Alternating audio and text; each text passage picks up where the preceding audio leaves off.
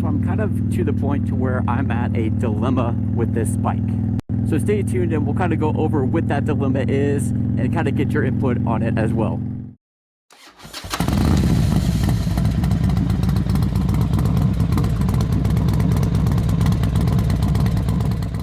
There we go. I'm at 933 miles on the Iron 883.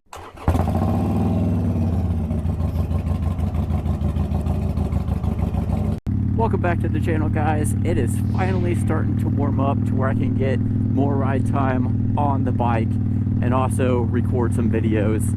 You know, with winter finally over, I was able to take this out quite a bit during the winter time, but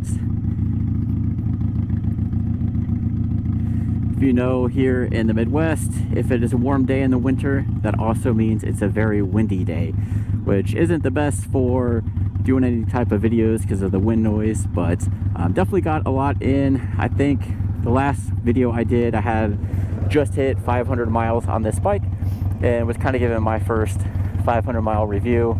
Now I'm to the point where I'm about to hit that 1,000 mile mark, so which is cool because the bike's getting broken in more, but also sucks because I have to do the 1,000 mile service with Harley, which I've heard is not cheap.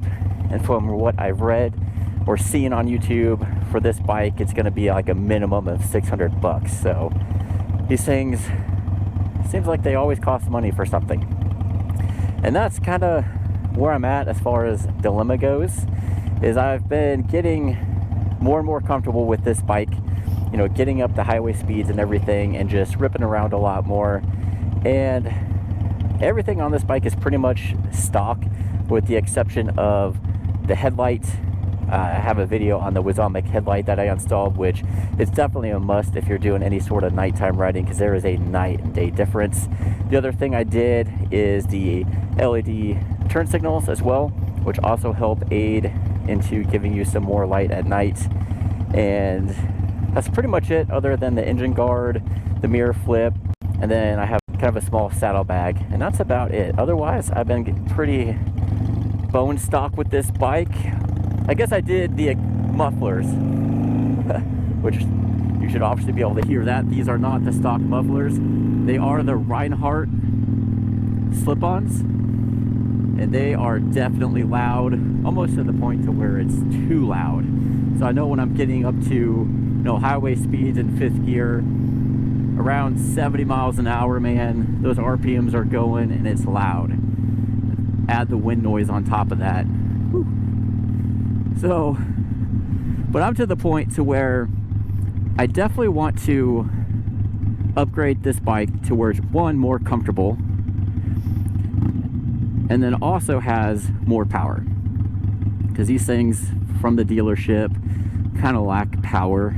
And I know with the stage 1 kit is where you're really able to open that up, but with that comes money.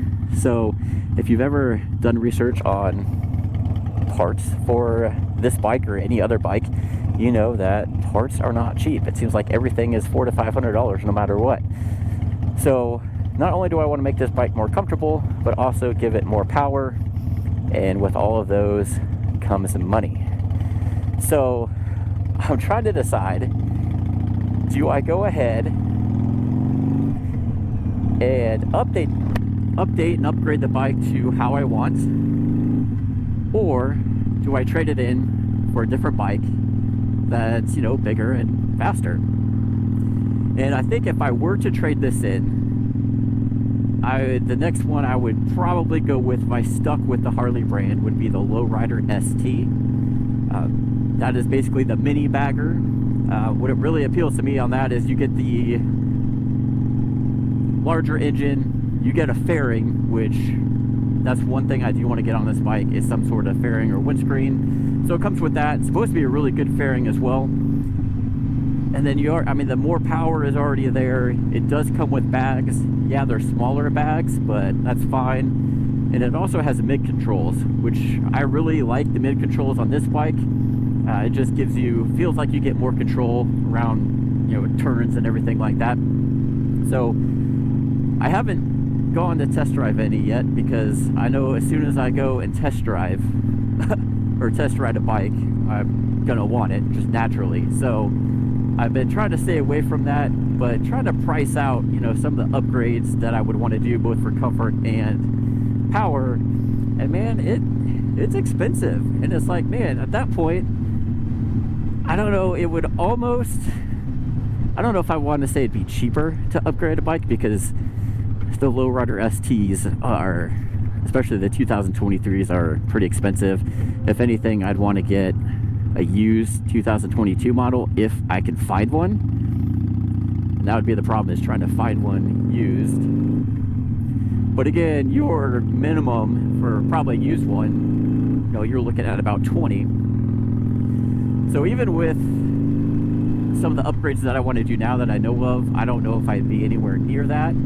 But as time goes on, I know, you know, you do the stage 1, stage 2, maybe the 3 and 4 upgrade, or just, you know, upgrade to the 1200 kit, which the 1200 kit I've seen, you know, with the cam and everything, just parts is like almost 1,500 bucks. Add labor on top of that, and you're pretty pricey to upgrade to that 1200. Whereas if I were to trade in for the lowrider ST, I wouldn't need to do that. Maybe have to do a stage 1 kit, I don't know.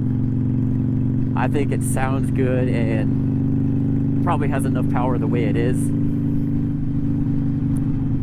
But that's just everything together. And if you've ever ridden a Sportster, the rear shocks are absolutely horrible. Basically non-existent. I feel every bump.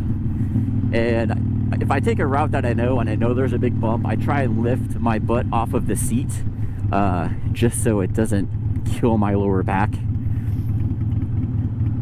And I'll show you once we get to a point kind of what I'm talking about. So yeah, one of the some of the comfort upgrades that I would be going with pretty soon would be a fairing or a windshield. So the Memphis Shades is kind of what I've narrowed it down to, which you not only have to buy the fairing, the windshield separately, you also have to buy the mounting bracket and the headlight extension. So you're looking at about 500 bucks right there just for a fairing, because I do want to block a lot of this wind that's hitting me, especially at higher speeds. And so that's, you know, 500 bucks for the fairing, windshield right there. I want to get the Saddlemen step-up seat, so that's, you know, another 400 to 500 bucks right there. The shocks, depending on which ones you go with, could be anywhere from 300 plus. I mean, you could spend probably over $1,000 on just rear shocks alone. I want to get new grips that are a little more grippier than these smooth ones. Like these bumps right here, I got to kind of lift my butt out off the seat, just so I'm not absorbing all that.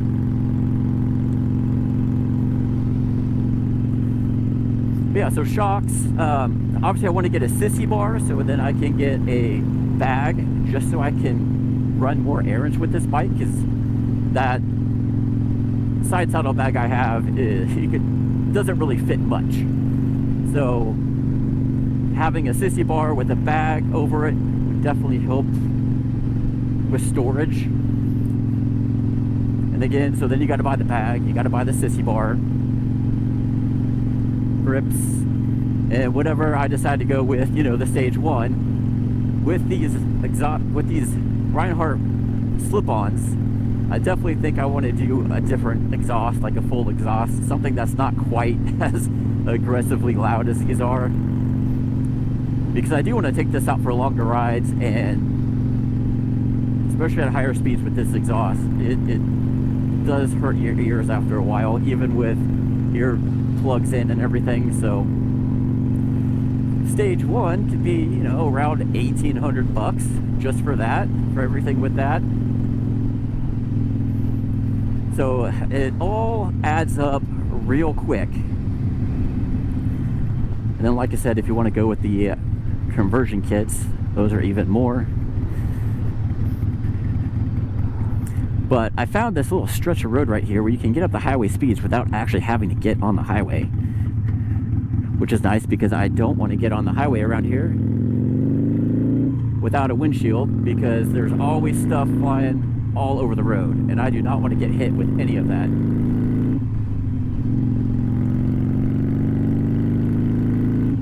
I mean, it does take a minute to get up to speed. So like this bump right here, I know it's pretty bad. So I got to kind of lift myself out of the seat while I go over that. It just sucks having to do that. So now we'll get her up to speed. You can really start to hear that exhaust whine as we're getting up to speed here.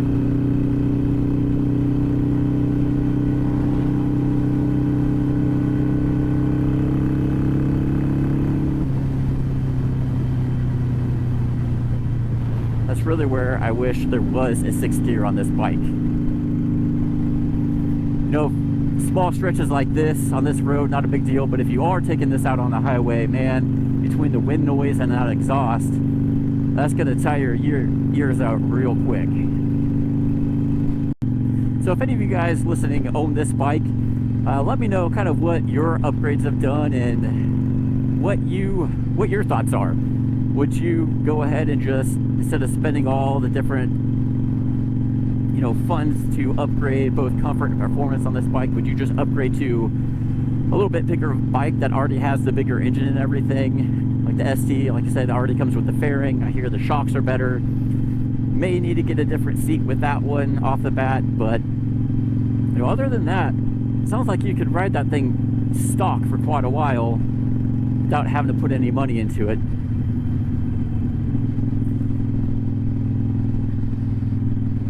Just because, man, I'm really wanting to do some upgrades to this thing for sure.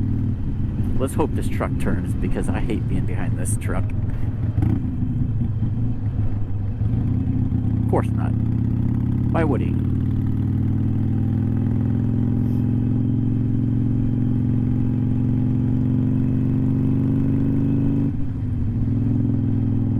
That's another thing, is when I did, you know, back in October, I've already had issues with this bike.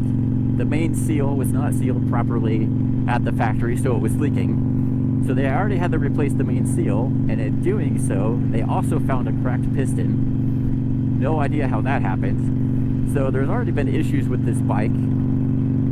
I guess we'll see what happens in the 1,000-mile service, if they find anything else, or if it looks like it's good. I don't notice any lack of power like I did when there was that cracked piston, because I definitely noticed it was lacking power trying to get up and going, and it turns out it was because there was a cracked piston. So I got that going too. I already have issues with this bike.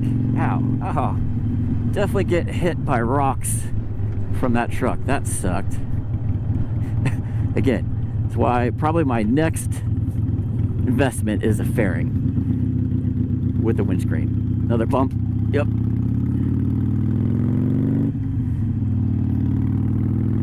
Yeah.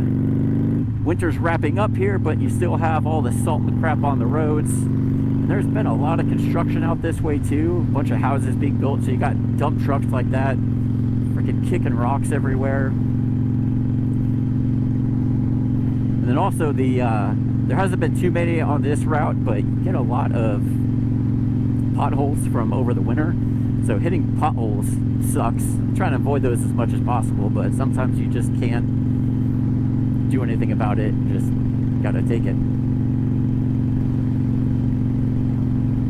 But I do like this bike. I'm glad I got this bike as my first bike. I know, as I mentioned before, the guys at the dealership were kind of trying to steer me away and putting me on a bigger bike, but I knew I wanted this one just because, you know, I didn't want a bike that was going to be too powerful for me as a new rider, too big for me or anything. And this has been a great bike to learn how to ride on. And I love it. I love to look at it. I get a lot of compliments on this bike. A lot of people, you know, if I take it somewhere, they're like, oh man, that's an awesome bike. And I love the blacked out look, the matte black. I guess I should say the denim black. I just love that. With the ST, it's more of a gloss black. So that's the only thing that sucks about if I were to go with the ST. You don't get that black matte option. And even the street bob.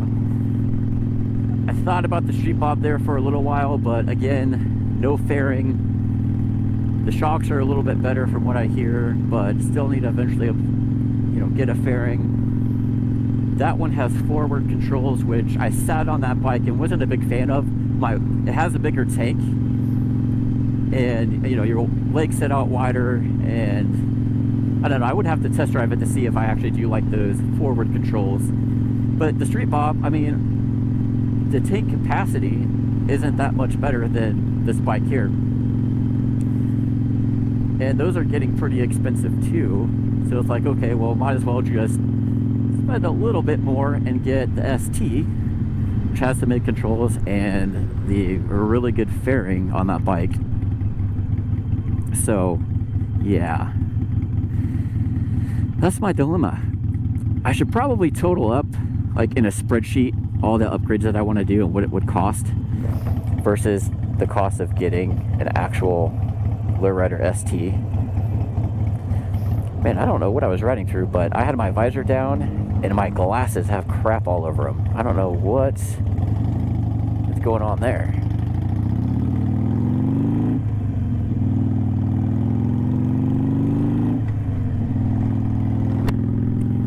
I'm definitely getting a lot more comfortable at shifting. I know I was struggling with that for quite a while, but I definitely got the shifting down and just feel a lot more comfortable on this bike, especially at higher speeds. Got no issues getting it up to 75, almost 80 back there. It just really sucks on windy days, because especially if there's a crosswind, with as light as this bike is, you really are getting blown around with that crosswind. Like, I can feel my bike getting blown like this way, so I gotta lean the opposite way, and it just doesn't feel very safe. I don't know if obviously with the crosswinds, I don't think the fairing would help with that. May or may not make it worse. But at least with headwinds and, you know, with summer coming up, I don't want to be getting tilted with bugs, because that sucks. So if I do keep this bike, definitely going to get that Memphis Shades Road Warrior fairing. Apparently my camera stopped recording back there, so. But like I said, I've noticed that you really do have to stay vigilant as a rider and just watch other people. I can't tell you how many times on that stretch of road that we just came down that I've been going about 50 and then somebody comes out at a intersection like this and you can tell that they see me because they sit there and hesitate and then they pull out in front of me anyway. And then, you know, you got to kind of really stop. I wouldn't say stop hard, but definitely got to slow down, or else I'm going to be hitting the backside of them, and that's not going to feel good. So watching people like that, man, I hate intersections, especially ones where, you know, there's cars not only coming this way, but then you got people sitting there turning left, and it's like, if there's a bigger car in front of me, I'm hoping that they see me. So I try, when I'm coming up on an intersection like that, I definitely try and stay in this first lane position right here to make sure they see me, and I'll kind of, you know, weave back and forth. I'm hoping that the LED lights I have up front make me a little bit more visible as well, even during the day. But yeah, you definitely have to stay vigilant as a rider. And the people, I've had people randomly just stop or slam on their brakes for no reason. That pisses me off. So I try to keep at least this distance from the person in front of me, so in case they brake or do something stupid, I have time to react. But then that also gives me time to react to any road debris. So if there's something in the road I need to try to avoid, or a big pothole that I can't see, still gives me enough time to maneuver, versus if I were riding pretty close to them, you know, you don't see it until the last second, you're pretty much screwed at that point. So I definitely want to go to the Harley dealership and try out the Lowrider ST, but man, I know what's going to happen. I'm going to fall in love with it, and I'm going to want to buy it. Bridge.